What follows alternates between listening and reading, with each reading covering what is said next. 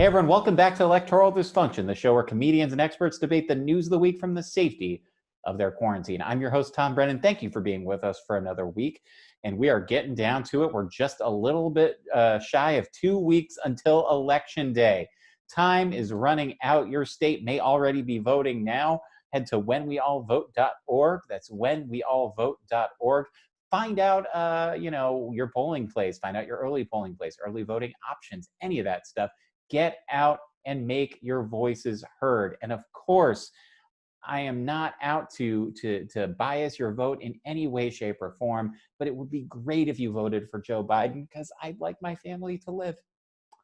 So with that in mind, we got a great show for you today. Wonderful panel. But before we get to the panel, our old pal Adam Teterus from the Man Thing Minute podcast has a few words he'd like to share with us. Ned Thorne, star wipe us to Philadelphia, and Adam Teterus.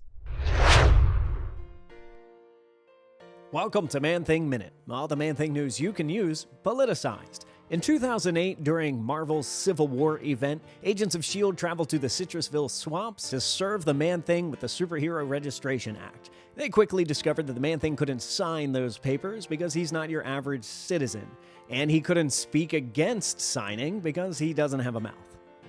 And as a result, he was taken from his home, detained, and thrown into prison because he could not express his will.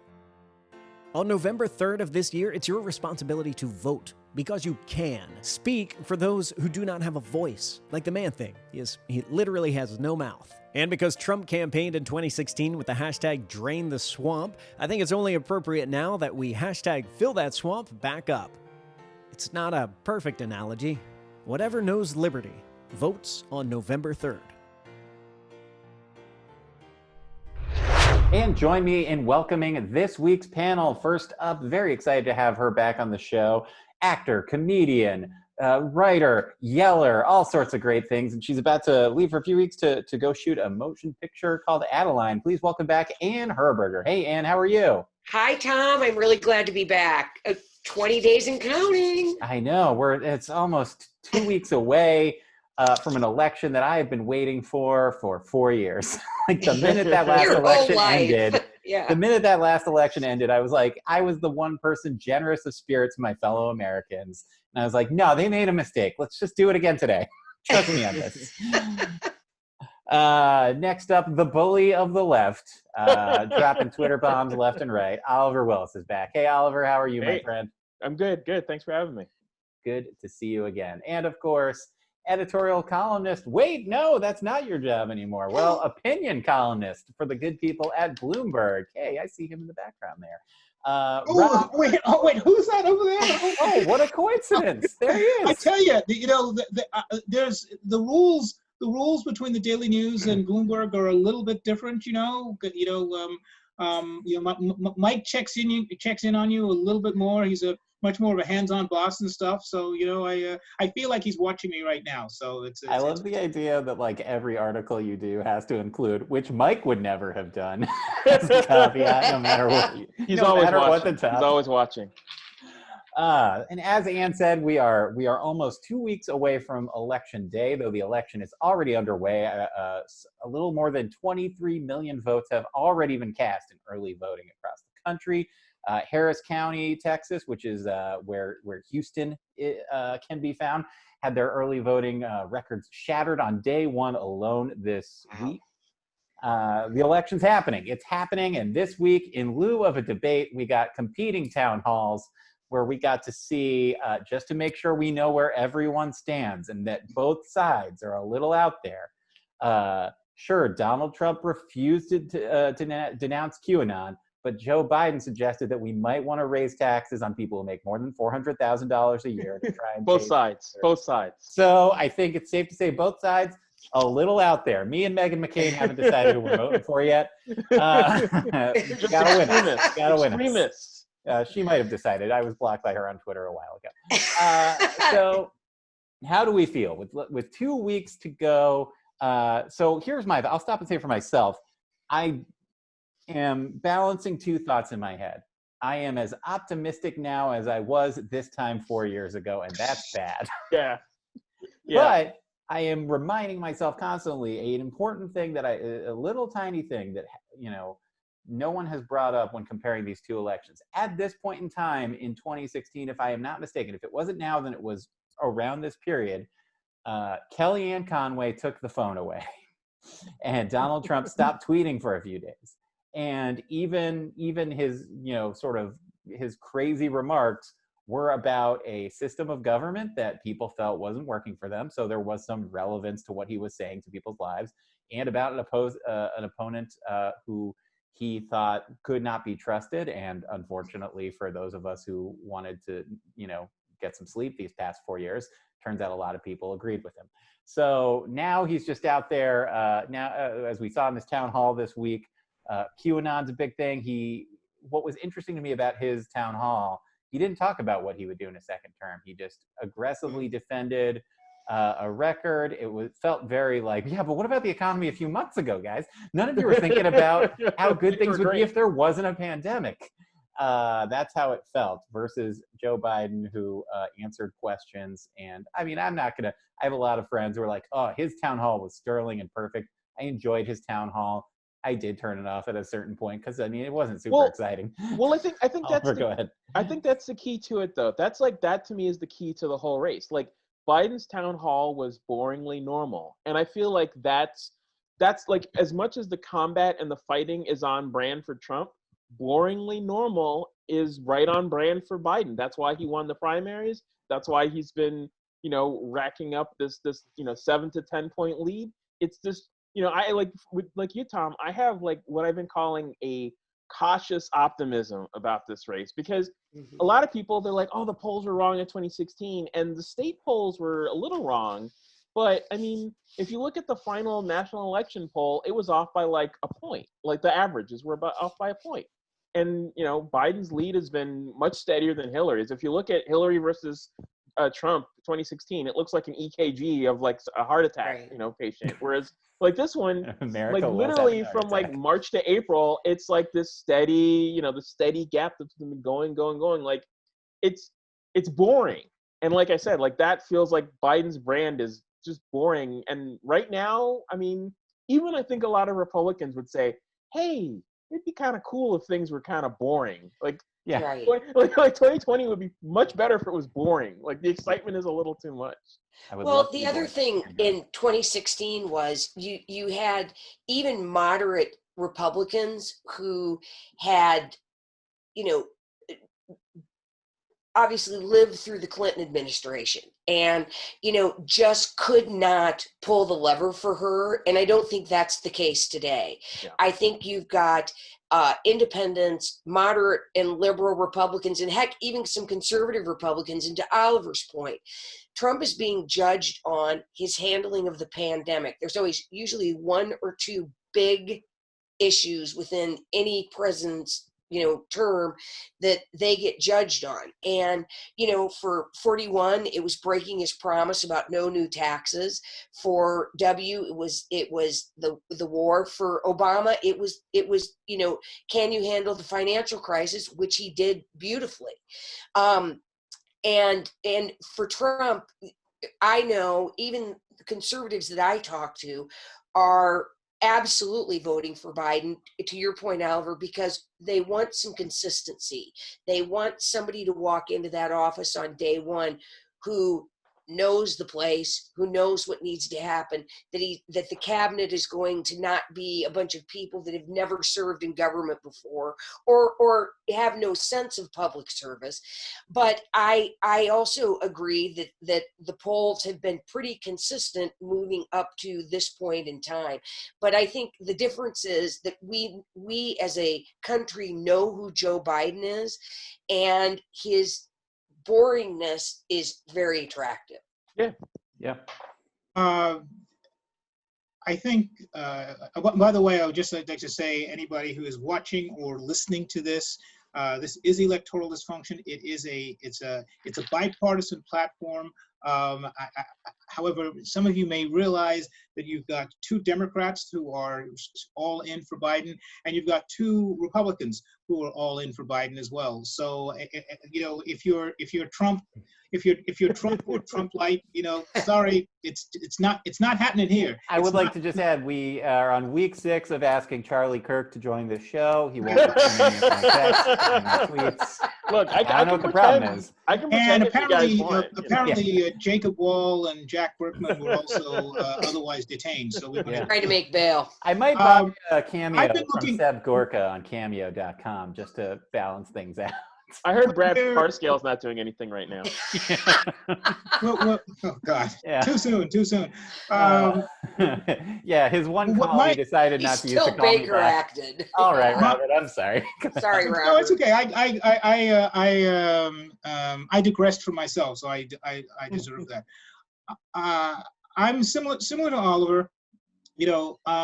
Cautiously optimistic that this is this period of the Trump show may be coming to an end. You have to, even if we're optimistic about it, two things to keep in mind. Well, number one, there's still a debate scheduled next Thursday. Yes, next Thursday, and we'll see what happens there. Obviously, Trump blew up the first one. Biden sometimes has the gift of gab, which can sometimes lead to some interceptions. So you have to keep an eye on that. That's really the next big event, and we'll see. We'll see what happens there. I think the other point, and this is something that addresses what people are worried about, the so-called shy Trumper possibility. That is the idea that in a lot of these polls, there are people who might be secret Trump voters, and they're either saying that they're undecided or they're lying that they're for Biden. In states like Iowa and Georgia, if there are states where there's like a significant Senate race that's going on there, I look at those numbers, and I think people are a lot less shy to disclose their vote for their senator than they might be on the top of the ticket. And when you see that Greenfield, I always forget her name. Lisa Greenfield in Iowa. When you see that she's got a rather consistent 2 to 5 point lead on Joni Ernst, that's telling me that the Republican vote in Iowa is in trouble. Is depressed to a certain level. When you see, there was I think a Quinnipiac poll that I think it's an outlier on the presidential side that has Biden up by 7, I think. But when you see that Purdue is down by 4 or 5 to Ossoff, and you see on the B Senate one where you've got it's kind of a jungle primary, but Warnock has jumped into the lead by 20 points to the 2 Republicans underneath him, Collins and Loeffler. That's showing a significant move towards Democrats in what could be a swing state, which suggests to me that the national polling, whether it's I don't think it's 10 points. It's probably more 6 to 8 points. Yeah. I think that's consistent, and I think that's it has been consistent, and I think it's right, and I think it suggests that Biden is right now heading towards a comfortable win. Something in the 2000 somewhere in that 2008 or 2012 Obama level. It could end up being greater because Trump is doing everything he can to sabotage his own campaign in the meantime. Right. Yeah, the part I can never understand though is the quote unquote shy Trump. Like, I mean, if it's one thing I can say about Trump supporters is that they are the least shy political people I've ever seen my entire life. Like, these are folks that, I don't know, it reminds me of the sort of worrying about the Bradley effect in 2008 with Obama. And, for a long time, people forget it now because you forget it when there's a big win. But there was this concern, like, does Obama really have the support? Are they really going to vote for the black guy? And then, like, it just turned out to, evaporate. And another thing you said, Robert, that I was thinking about with the upcoming debate, I almost feel like Biden has it's like he has an immunity now from these things because and it's not really a pro-Biden thing. It's just that Trump is so out there that what used to be a crazy Biden gaffe. I mean, as an Obama Biden supporter, Biden would say things in the past, and I'm like, oh, Joe, don't chains. Joe going to be in chains. Yeah, the chains thing, or when he talked about the Indians running 7-Elevens during the 2008 campaign. I feel like I forgot about that. I feel like he could say all of these things now, and in normal times they would be bad. But everyone is yeah, he says that, and then the current president is stand back and stand by. So. Yeah. Right. Current president's burn down those 7-Elevens. They're still 7-Elevens. Right. Exactly. Right. Well, and the other thing, to everybody's point, is we see trends in money in fundraising first. That's my day job. And the fact that Jamie Harrison raised $57 million in this last reporting cycle, against Lindsey Graham, who should be just walking into re-election on that Senate seat. And, that's the other thing where Democrats are completely mobilized in fundraising and giving and encouraging each other to, give 200, 500, which is adding up into all of these races. And, the Susan Collins race as well is, there could be a huge sweep, and probably will be come election day, where Democrats control the House, Senate, and the White House. It's funny, Ann and I met 25 years ago when we were in grade school. Thank you. But we met in the fundraising office of the Republican National Committee, and I think one of the yet to be written stories of the 2020 race is how significant 2018, and in particular, the Beto O'Rourke race in Texas, because I remember there were a number of stories of classic. Is the phrase hand-wringing Democrat, is that a trademark phrase yet? Or something? It should be. Bedwetting Democrat. Bedwetting, yeah.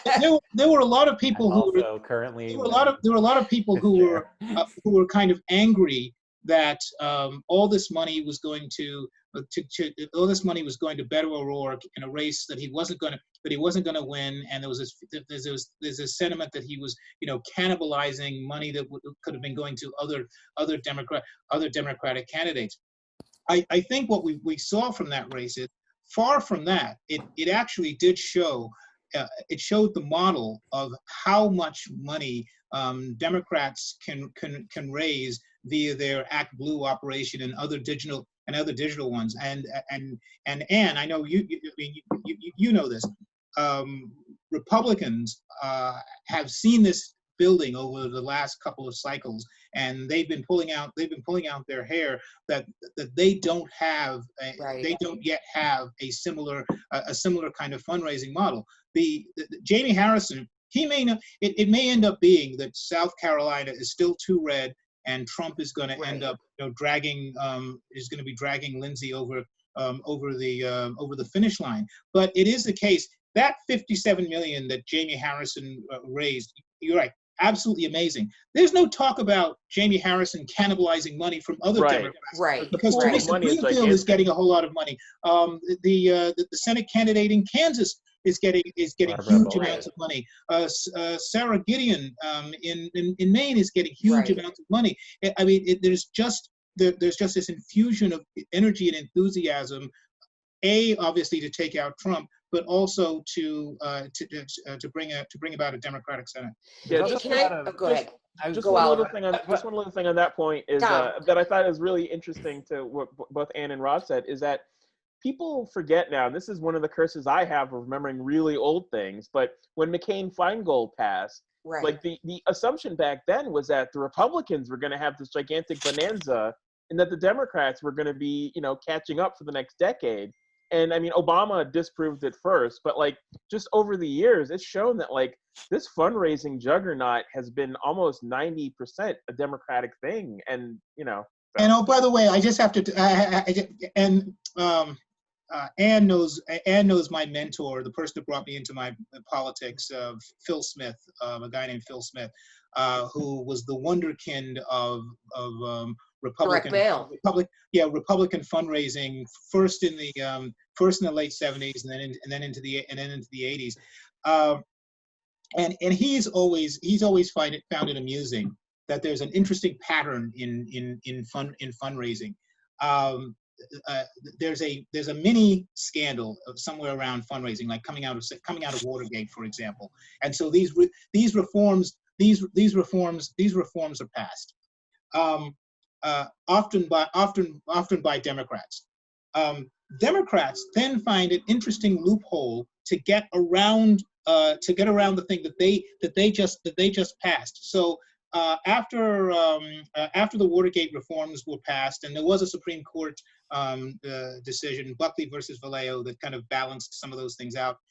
Democrats said, that focuses on what they call hard money, money that's directly going to federal campaigns and things like that. But we just found a kind of a loophole that allows us to raise all this unregulated kind of cash, Right. because we can send it to we can either create a PAC or we'll send it to the State building parties, fund, state parties, yeah. all this other kind of stuff. And so they've come up, and then they basically took at that point the largest single donation to a party, $1 million from Joan Kroc, the widow of Ray Kroc, who founded McDonald's, and then the Republicans said, "Oh my gosh, look what they're doing." So they create this entity called T100, and they start raising all this kind of money. Then there's a rush to come up with some reforms, and at this point, like McCain-Feingold was the reform option. So along comes Barack Obama, who then starts focusing on these smaller donations, and then decides when he's running after the primary and he's in the general election, he decides to opt out of the presidential which had been the thing all along. And then the Democrats are saying, "Oh my God, all this money in politics." And then, by the way, and here comes the capper. Citizens United comes along. That gets struck down. Democrats are still, talking about how the Republicans have the White House and had the Senate and the House because of Citizens United and all of this money that's in politics. There is a film out right now that is it's an anti-Donald Trump film, and money is getting raised off of this. In fact, it is the mirror image of the Hillary Clinton film that the Supreme Court said was legal and allowed corporations a certain amount of access to fundraising. And there's a progressive group that is behind this Donald Trump film that looks kind of similar to the Hillary Clinton one. So the point is, yes, this really is a both sides kind of a moment. They love raising money because the money is an example. It's a great indication of enthusiasm for your candidate or for your party. And as soon as the Republicans figure out a way to replicate what the Democrats are doing, Democrats will then become once again upset about the fact that there's money in politics. I think Robert's right. The Democrats are clearly, based off how they fundraise, in the pockets of the people of the United States. Once again, we're just bought and paid for by the voters. Big voters. We're in big voters' pocket. I tease you. Go ahead. Ann, you had you were going to say something, Ann. No, but again, I think that it is going to be a very interesting sort of study as we move forward, because there is so much big money being raised on the Democratic side now through the DNC, through the DCCC, through the Democratic Senatorial Committee. And so, and the Democratic PACs are out there into right. Yep. There's and again, they have figured out the formula. So I'm it's going to be interesting if there is a sweep, if the Republicans come back with that argument. Right. It'll be funny if the Republicans become like the anti-money in government. Right. Party. Right. Government. Which they might. I'm Oliver, sure Ben Sass is working on that right now. Oliver, you say that, but that is, I think, come November 4th and November 5th, you are, I think, seeing that there are elements of on the Republican side that have become anti-big business, anti-big tech. Yes. And you can see that could very well translate to anti-corporate money. And at least rhetorically, I don't believe them. Yeah. It's Tea Party 2.0. It's going to be, they're going to be, we're going to hear all those small government, limited government libertarians come out again, because if Biden wins, it'll be, Tea Party 2.0. If it's a sweep on election day, within 24 hours, the Republican Party will hate and have never liked three things: money, racists, and Donald Trump. Yeah. Right. And right. within 24 hours, he'll be scrubbed off the websites.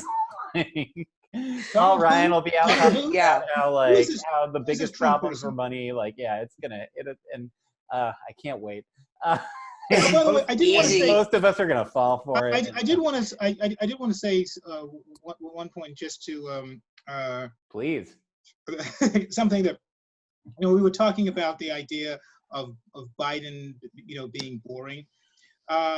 So there was a story, and I sent it around to you guys earlier on.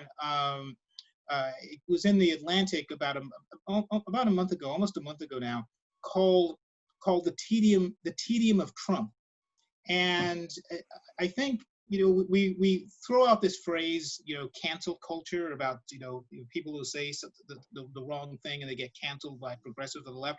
But the idea of canceling comes out of television, right? And it's when a TV show has run its course, and sometimes it's only one season, sometimes it's 4 seasons, sometimes it's 10 seasons, but they end up the audience tires of all the plot lines and so forth.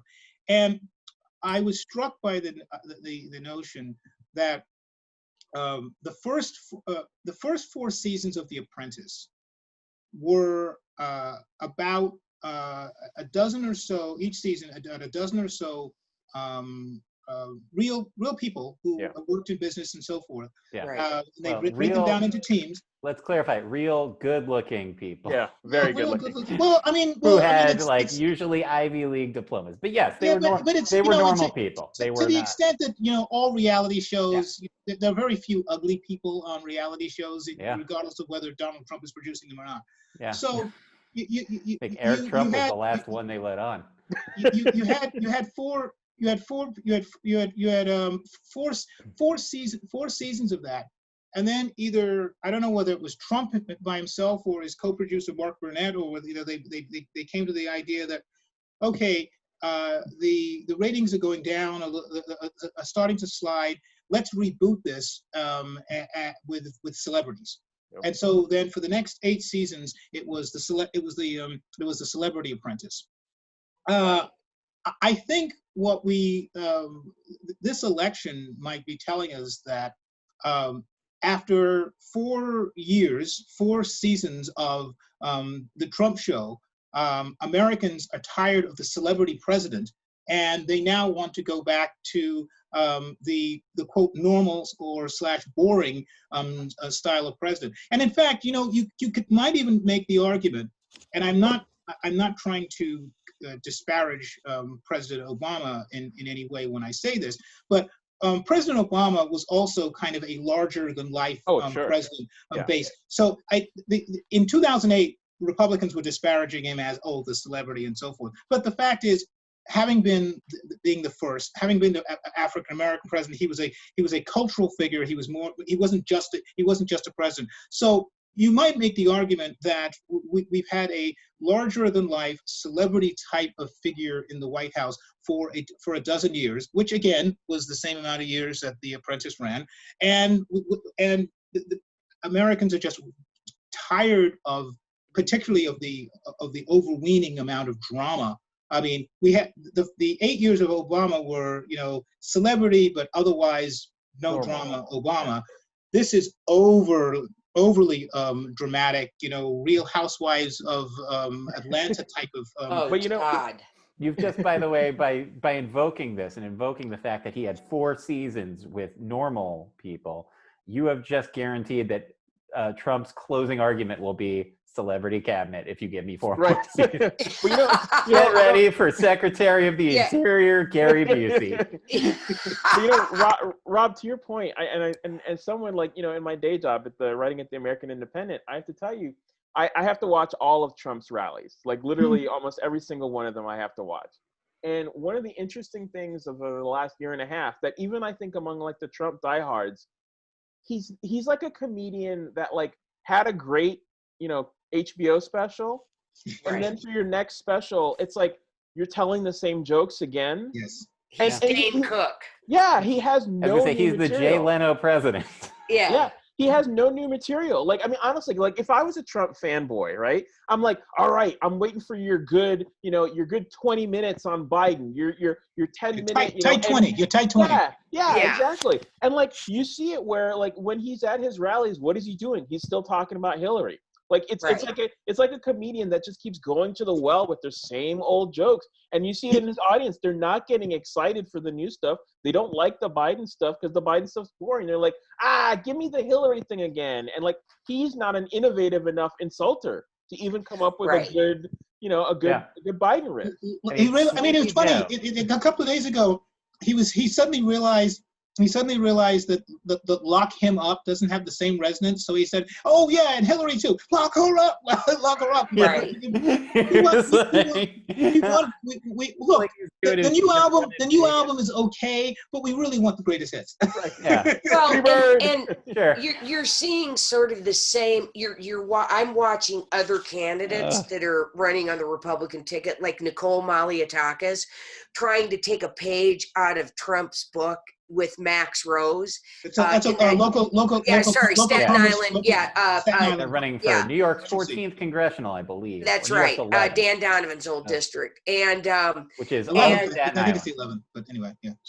And she's focusing a lot on de Blasio, trying to link Max Rose and de Blasio up, and it's like I literally, and she was a client at one time when she ran for mayor, and I literally tweeted at her a couple of days in a row, like, what office are you running for? Are you running for mayor again, or are you running for, Congress? Because de Blasio doesn't, all these arguments don't compute, just because you hate Bill de Blasio, thank you for letting Max Rose just walk right back into that. And the thing is, everybody in New York hates Bill de Blasio. So I mean, it's not even a partisan. You can't even make a partisan distinction. You can't even mark a partisan distinction. And now it is true that he is uniquely hated on Staten Island. But I mean, it's the margin of the dislike for Bill de Blasio on Staten Island versus the rest of the city is a lot narrower than it once was. Right. Anyway, but no, I just want to take a moment here to chime in. Let's give it up for Errol Lewis for cutting her mic. There was a congressional debate between the two of them remotely, and she basically, exactly your point, Ann, did the Trump show and started in it, and he started just interrupting Max Rose with various Trump bombasticness. Right. And New York One anchor and legend Errol Lewis just finally hit a point and just did the like cut her mic signal to the control room, and they cut her mic, and he's like, Max Rose, please go ahead and answer the question that I had for you. Yeah. We need more Errol Lewis in this city. That's my and Tom, I want to just bring up another thing too. And maybe it's my age that I know I'm getting older, but the other thing that just drives me crazy about these debates, and I almost don't want to watch the last one, is that it never used to be like this. And this is all, this is life in the Trump era. Not that candidates didn't interrupt each other, but they were somewhat respectful about it. Watching Mike Pence debate Kamala Harris, I literally was screaming at the television because it was disrespectful. It was out of bounds of the debate rules. I know everybody says, oh, well, the debate rules are there as guidelines. Well, they aren't. And let her finish. I want to hear what she has to say, just like I want to hear what you have to say. And so for me, these debates are more stressful than they used to be fun. Well, yeah, to Ann's point, and I don't really want to give her credit, but like, if you go back to the Sarah Palin-Biden debate, right? Like, Palin was not disrespectful. Like, she didn't really answer any of the questions in that debate. And she was, Right. if you remember, she was giving like her own mini debate and ignoring Right. Biden basically. But I'll have to give her a Way to little do it. bit of credit where she wasn't yelling at him during the debate. She wasn't Right. cutting him off. And like, so if that is the lowered standard that we had, in the sort of, Palin, Romney, McCain era, like, and that's, again, I think this all helps Joe, because everyone's like, Right. even though that was bad, everyone's like, oh, but it wasn't as bad as, literally Mr. No, over here, like that. Like, they're like, let's go back to the crappy way it was 4 to 8 years ago. We Right. talked Well, it's about funny, this we talked. I was going to say, we talked about this either the night of that debate or the vice presidential debate. I'll have to double check. But prior to this point, the most memorable moment, as far as I can tell, I went back and looked in like debate history. The thing that people still talk about was actually 1976, when the audio cut out at the Walnut Street Theater in the debate between Jimmy Carter and Gerald Ford, and the debate was delayed by an hour. And all I can think is, oh, to have that problem. I know. Oh, I thought you were going to say It's- General Stockdale when he said, Oh, yeah, I guess that "What too. am why am I here?" Who am I? I mean more like why am your I here? mishaps. Mishap-wise, which I would say classic. Trump being crazy is a mishap. Robert, go ahead. No, I was just saying that and I think we talked about this in one of our extra discussions over the last couple of weeks. But the interesting thing about the Biden and Palin debate was that both of them had strategies going into it, because somebody, the people around Biden smartly said, look, don't interrupt her. You're going to look really, really bad if you keep interrupting a female vice presidential nominee. So hold back. So Biden, against all of his instincts, held back and deferred, and Palin did her old things like saying, and Joe, may I call you Joe? Right. Winking at the. I mean, it was a tactically smart debate. And they both hit their points. And to your point, Oliver, yet she didn't answer the question. But that's what happens in 90% of that. Right. You don't answer the question that It's you're crappy asked. You normal. answer the question that you answer the question that you want to state. You would not know from that debate alone that one day, very soon after that debate, she would leave office, become a failed reality star, and then have to leave the state of Alaska for being too embarrassing. She's like, that debate was I mean that sincerely. That and her convention speech were two actual pretty high points for her during that. Right. Yeah.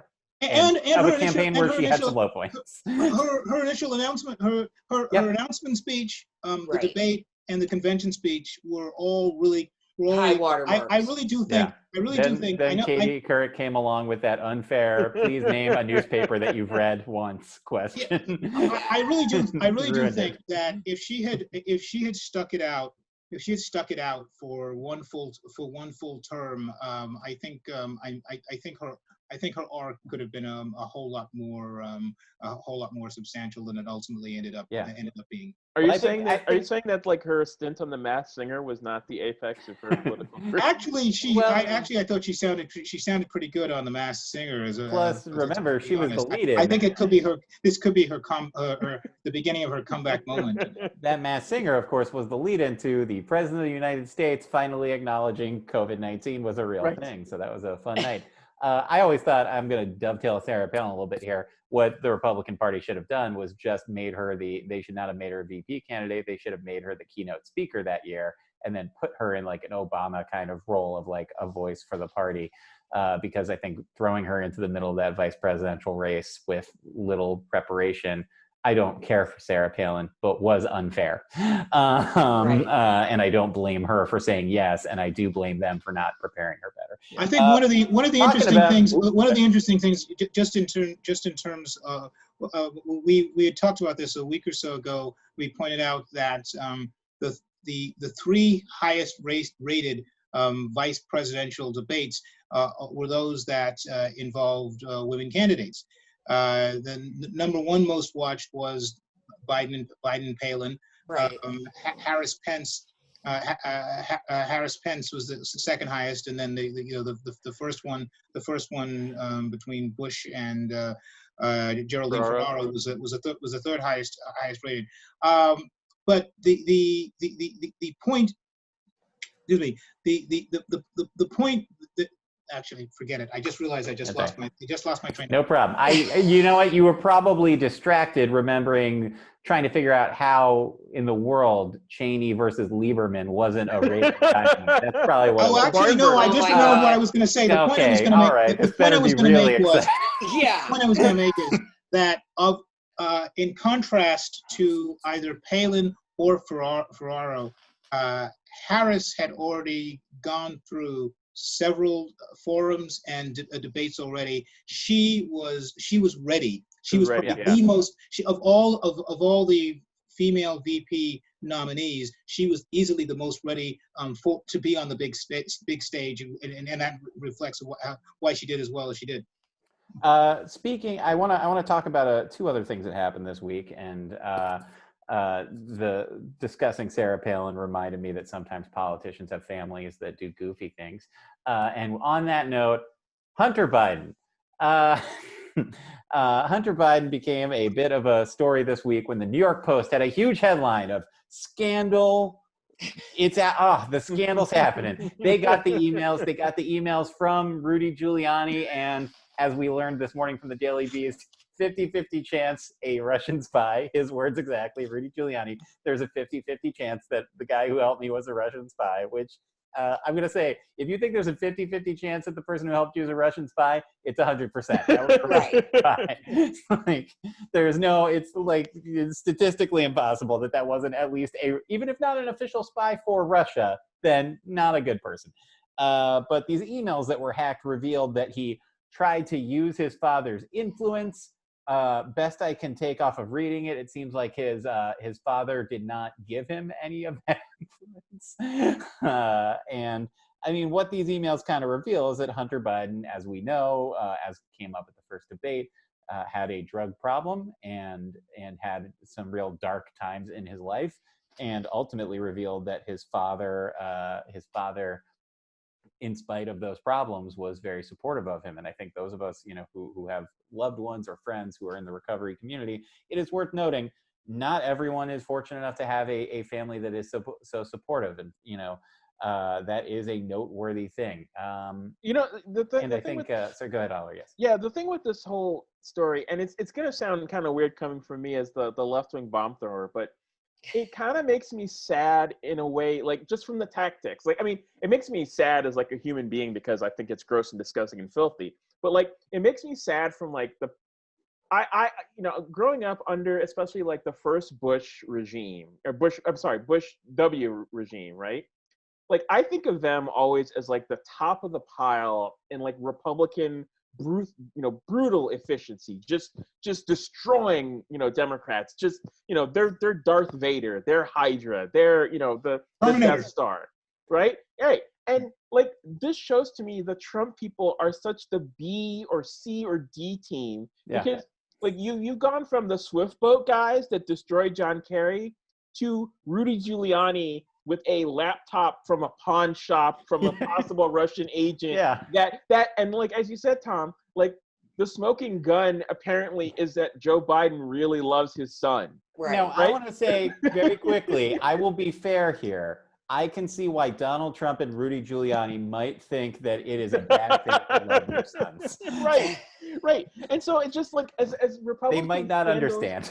As Republican scandals go, and I was watching on Fox News even on Friday when they had Giuliani on, and it was just emblematic of like, this is not the kind of scandal that Fox even likes, because Giuliani was on Fox and Friends, and he was doing his usual Rudy thing of just spewing out craziness. He had like a weird placard with like a printed out email that he was showing as like the smoking gun, and he's like, this involves the Chinese Communist Party. And the Fox anchors, who usually, this is Steve Doocy and that crew that like love this stuff, and like their reaction was basically, yes, Uncle. Sure. Yeah.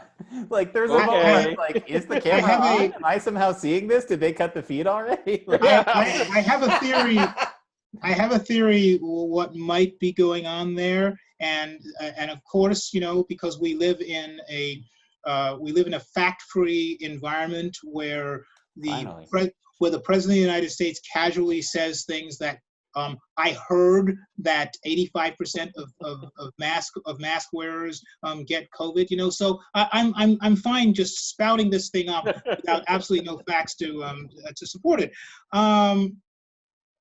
Speaking of so the Daily Beast has this interview with Rudy Giuliani, as Tom just referenced, where he says, it was a 50-50 chance I got this info from a Russian agent.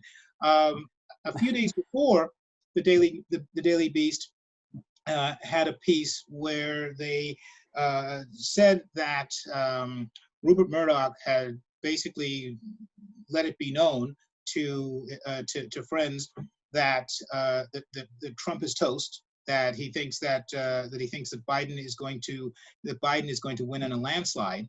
And again, this is the Daily Beast reporting on Rupert Murdoch. And by the way, full disclosure for those who don't remember, I worked for the New York Post, which broke the Hunter Biden Rudy Giuliani story, and is also owned by Rupert Murdoch.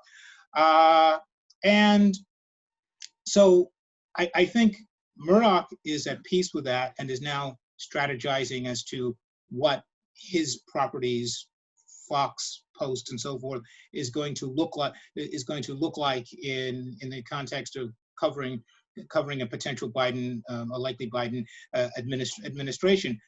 The point there is, once that story is out there, and if that gets kind of known generally in Murdoch land, the Fox and Friends folks, the FFFs, they're going to start performing accordingly.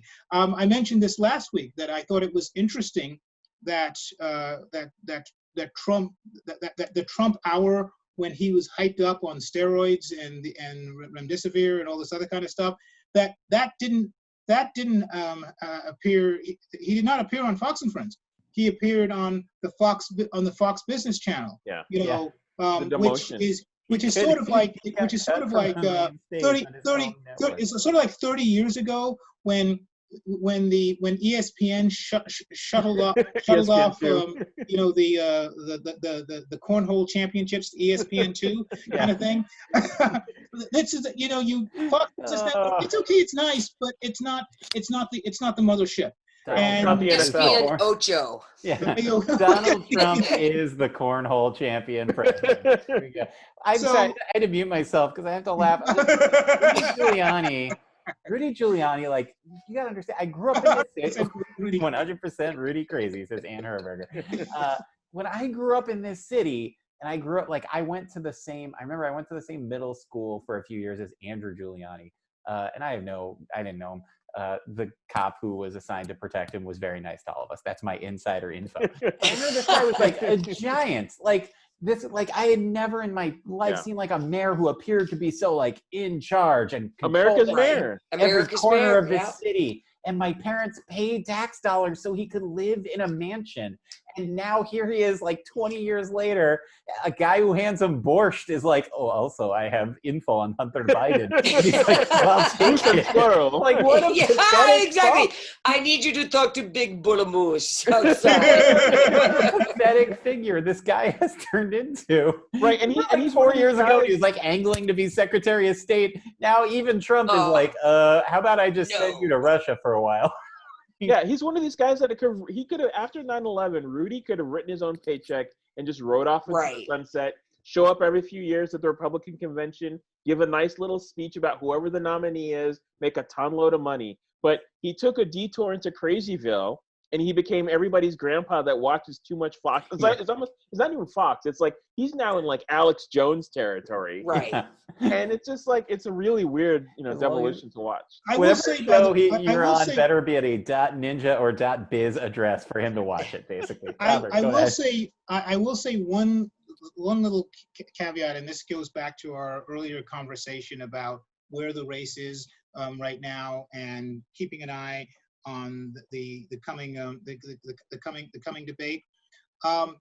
If Biden has a particular soft spot, it is that he does get very defensive when it comes to questions about Hunter. Yeah, and we did see one incident over the weekend where a CBS reporter asked him about the New York Post story, and he got very, very curt with the reporter, and he just and rude and in your face. Now, we might say that that's legitimate. That's legitimate because the guy was coming after his son. Hunter is not. It's not like Malia and Sasha, who are preteens in the White House and so forth. Hunter is an adult, and if he was trading off his father's position to make him all kinds of money and so forth, yes, basically the same thing that the Trump kids are doing. Yeah, all that understood, but I think Biden has to realize he's going to get asked about that, and I think he needs to figure out a way to just kind of to dismiss it without looking like it creates a chip on on his shoulder, because that just invites more questions. Rob, I'll push back on you a little bit with that, and it's not really. I mean, I don't completely disagree with what you're saying, but the part that I think why it won't necessarily hurt Biden if he gets angry about it, part of it is I viscerally, I agree with him. I'm always in favor of being mean to the press, but aside from that, like Trump has not played this card well. He's played it the Trump way. There's a way to attack Biden and even sort of raise the question, the sort of normal Republican, we're raising the question about influence peddling and this sort of thing. He could have done that. Pay to play, right? Yeah, he could have done. There's an effective way to play this card. The problem is Trump jumped into it like a bull in a china shop, yelling about crackhead Hunter, right? Like that to me blew the whole thing open right away, and it makes every other attack just become more sympathetic for Biden, because it's like Trump, he did the usual thing, and I'm sure the Republicans that are behind him are like, dude, we have a nice little smoking gun here. We've placed it with the New York Post and Fox News. We need you to navigate this. And Trump just did his usual thing of which by the way, Oliver, which is why I had tweeted out that I thought that that Twitter and Facebook had made a mistake. Yeah, I agree with you on that. In trying to bury this, because hang on. I want to quickly, for anyone listening who might not be aware, Facebook and Twitter considered the link to the article to be sort of fake, and and aren't allowing accounts to post it because they consider it to be fake news, basically. Finally, Twitter. Though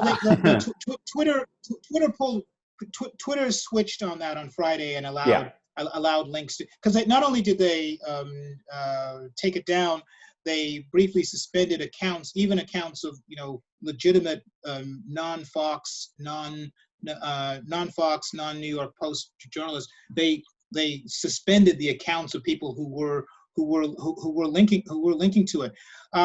And to think about what's happened over the last couple of weeks, it's very clear that the so-called Durham report into the origins of the Russia investigation is not going anywhere. Certainly not going anywhere before Election Day.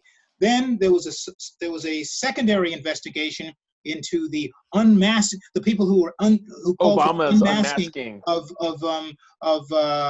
intercepts where Mike Flynn was supposed to be heard, which they didn't explain at the time that if you ask for an unmasking, by definition, it means you don't know who the American person is being mentioned, meaning they didn't know that it was Mike Flynn until after the unmasking. So the idea that there was some kind of conspiracy going on, that was absurd. So you had these two supposed promised mini bombshells that were going to implicate President Obama and Vice President Biden in some kind of nefarious plot to spy on the Trump campaign, and they kind of blew up. So my sense is, if Twitter and Facebook had just let this New York Post thing come out, there would have been a little bit of chatter. It said, oh well, this doesn't make sense, and this falls apart because of that, and boom, the story is as dead as those other two stories. And instead it became Twitter trying to censor stories that are that were. It went with their narrative. It went with the narrative of big tech against conservatives. Like they played right into their hands. Well, I know, that's the point. Go ahead, Ann. Here's the other thing. I agree with Oliver on this. I'd like to see Biden get a little more mad about this. As the one person, and I don't want to make an exception, who is in recovery on this panel, I think it's an extremely out of bounds blow for Trump. But I would also like to see Joe Biden turn to Donald Trump and say, let's talk about all three of your kids and Jared Kushner, who have made millions, if not billions of dollars off the public trough. Let's talk about every reimbursement the RNC has made to you because you demand that every single event be held at a Trump property. Let's also see the records for every political event that you've done on a federal property, violating not only the Hatch Act, but probably 17 campaign finance laws. I'd like to see Biden get mad about it. I'd like to see him get mad to Trump's face about it. What's interesting about that, though, and a thought that I had is like, part of why it's funny to me that this is, for lack of a better word, like Trump's closing punch at Biden is to bring up the stuff with Hunter, is that Donald Trump has done something for politicians that will outlive his presidency, which is, he has established that politicians can just respond to scandals by going, so. And they will go away. Like traditionally, it was what happened was the scandal didn't tank you. It was the panicking made the people who were donating money anxious, and then the money went away, and then you left. But like, look, and it's not just Trump. Not like Biden can pretty much just be like, "Now my son did. Next question," and it probably won't affect his numbers. You can see this down the ballot. Look, and I am still stunned, and we don't really have time to talk too much about this, but like Cal Cunningham in North Carolina basically responded to what would have been a career-ending scandal of sexting people, maybe even 2 years ago with, nah, I'm not going to talk about it. And everyone's response is like, all right, I guess we're just moving forward now. Hey, Tom, let's think about this. A politician sexting arguably cost the last Democratic nominee the presidency. Yet now, Cal Cunningham is like, and yet there are people in North Carolina who are like, that's pretty gross, but fuck Mitch McConnell. Okay. Yeah. Bill Clinton is watching all of this going, you could do that? I mean, you could do that. I could just lie? Do that. Right. I could just be like, no? You know, and like Richard Nixon, like, you know, from down in Hades, Richard Nixon is going like, I could have just said, so? That's all I had to do? Bill Clinton, That's what's funny, is Bill like this- Clinton. Yes, I had sex with that woman. Yeah. So next. Yeah. Next. Like, look at, yeah, and he would say, and Clinton would have been able to say, you know, like Trump, look at the stock market. Who cares what I'm doing with Lewinsky? You know, like, just look at the stock market. Scoreboard. That's how Trump ran as a president. He sort of established this, like, he has spent years saying, who cares if my kids are corrupt? Right. I'm going to get the Right. job done. And And why we're he's very losing corrupt. now, Yeah. and why he's losing now is because he does not appear to be getting the job done. You know, this is not to say that Hunter Biden's, you know, personal issues necessarily, as far as we've known, there's no reason to believe they affected his father's decision making. But even so, like, Trump set the rules that Biden can now play by. That's like, yeah, I'm not going to talk about it. Yeah. Right. And that's an interesting thing. And exactly that point, Robert, why Twitter and Facebook should have just left the story alone and let it be out there. Because, Right. yeah, it would just be a crazy New York Post story, which those Right. of us who live in New York know. Those Dime things a can have a dozen. shelf life of Yeah. 10 hours. It's 7 a like- day. Like, I want to talk about one last thing, and we'll call it a day. And just very briefly, you would not have known it this week, but a Supreme Court justice confirmation happened. Wait, what? Wait, Amy are you Coney sure? Barrett. That was this week? That Really? was this week. The Democrats Get out of the here. Democrats did end up showing up to these hearings, and Lindsey Graham, you know, is not so hated by the left that he couldn't get a hug from his old pal Dianne Feinstein for how he ran this hearing airtight. She generally, you know, the response from some people is like it was, again, the only thing abnormal about this hearing was that it was when it's happening, which is, you know, 2 Right. weeks before an election. But it was reminiscent of normal times where a candidate didn't really answer the questions and no one really effectively pushed her to answer them. Democrats just used it sort of as a chance to continue hitting the Affordable Care Act is on the ballot message that they've had, you know, all year long. Republicans. An effective message too. Yeah. It seems to me like my thought was the Democrats just decided, like, well, we're going to lose, so we're going to lose this fight. So let's just basically take advantage of these hearings to run our campaign strategy. Yeah, I mean, it was just like, you could tell, you know, I had to, for my job, I had to watch, you know, pretty much all of it, especially the first 2 or 3 days of it. And like, it was just, you know, I hate the Senate because the Senate is like, you know, I don't like the drama of Trump, like that's too much, but I sort of like the, you know, excitement of the House. And the Senate is just like, it's more boring than even the Biden campaign is, right? It's just normal. You know, where even the Republicans in the Senate are really not that crazy. There's no, you know, there aren't the Louis Gohmerts, you know, other than Chuck Grassley, like, you know, yelling at everyone to get off of his lawn. Like, Right. other than that, like, you know, even Lindsey Graham at this hearing, when you don't have the Kavanaugh stuff, Lindsey Graham was just sort of like, you know, the quiet Southern grandpa, like, you know, you could see him sipping his mint julep and saying, like, you know, I like this lady because she wants to get rid of abortion, but whatever. Well, let's not go that far. Well, I take your point. Yeah.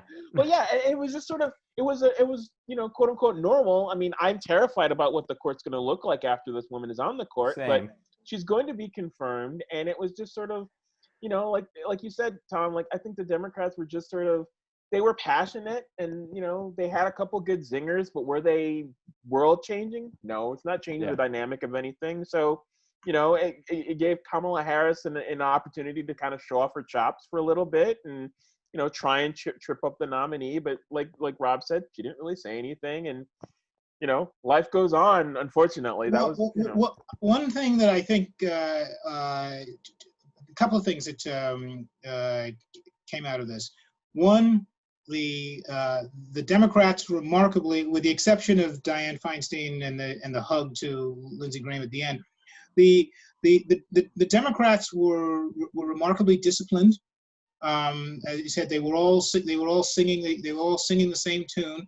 They learned from Amy Coney Barrett's confirmation hearings for the circuit seat 3 years ago, where it looked like Feinstein was going after her religion, going after her personally, and they realized that was not a look that they wanted to go on.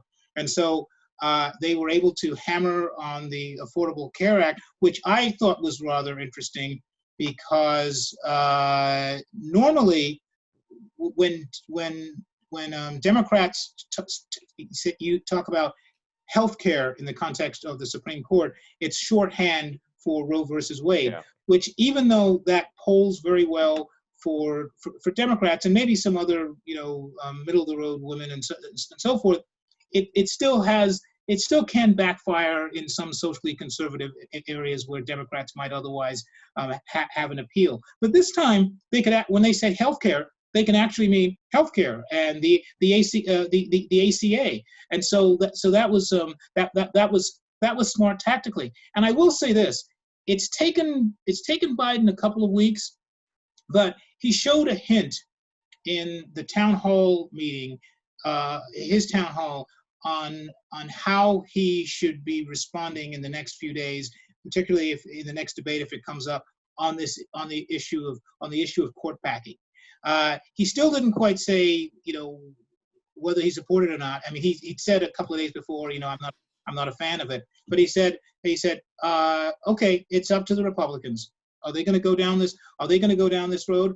And if they're going to go down this road, before the election, you'll have a full hearing on what I think about on the question of court packing. If he gets to that point, I think what he should say is,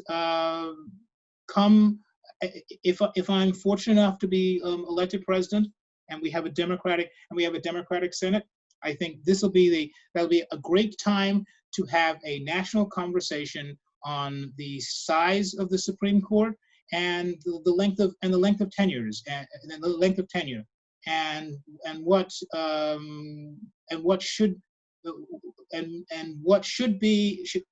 it stay a lifetime appointment, and what can be done legislatively, what can be done constitutionally. And that's a conversation I'm looking forward to having with the American people, should they give me the honor of making me their president. And that's the response. And then let Republicans try and sweat out whether all of this was worth it. Ann, go ahead. Well, I just have one thing to say about this. Of course. Why is it that whenever we get into these big settings of Supreme Court nominees or big campaign rallies, why do normally educated people start dropping their G's when they start talking? Talking, doing, making. Yeah. Kamala Harris is an educated woman, and I am crazy about her. And Lindsey Graham and Mitt Romney. You went to Harvard. It's stop dropping your G's. That's all I care about the Supreme Court hearings. But that's say the word in its entirety. That's a testament to what I hate about the Senate too, Ann, is that they're the smart people in the room, and they're supposed to be the higher and the House of Lords for America. Right.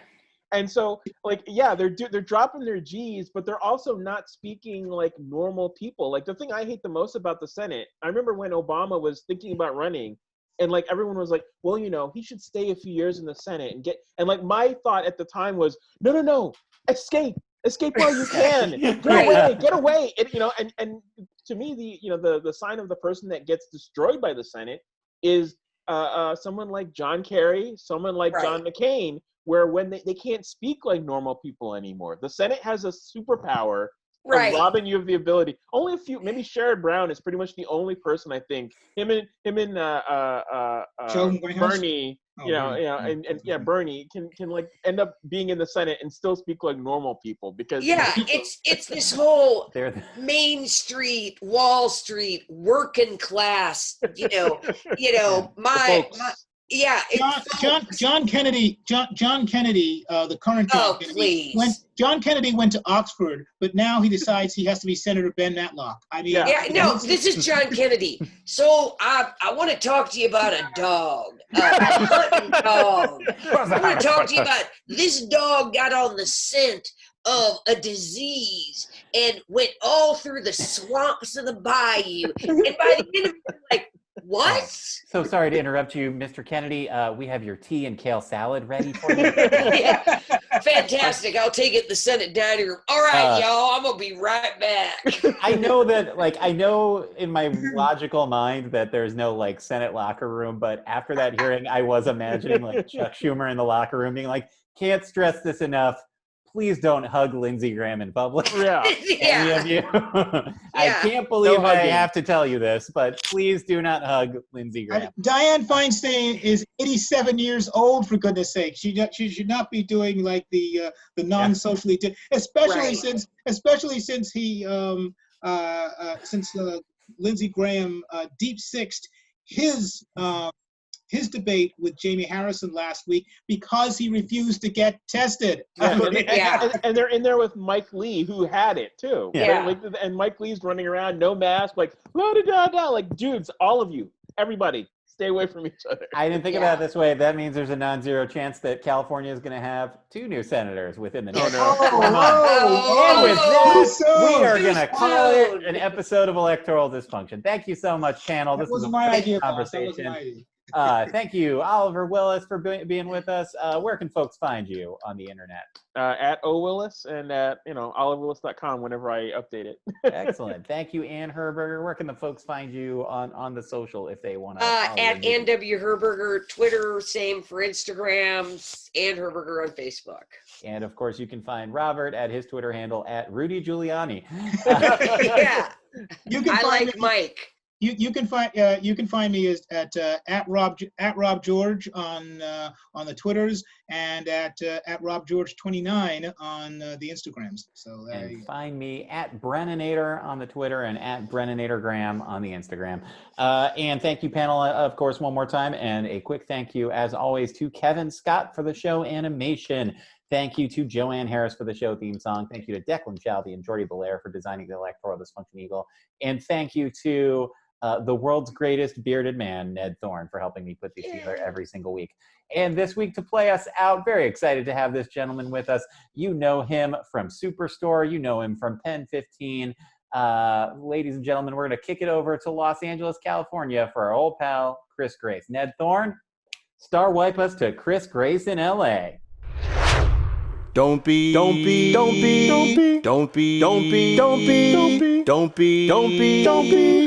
racist.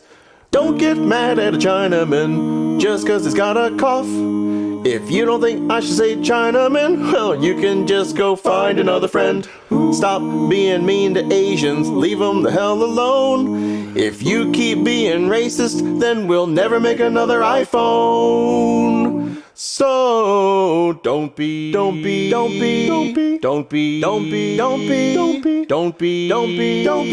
racist.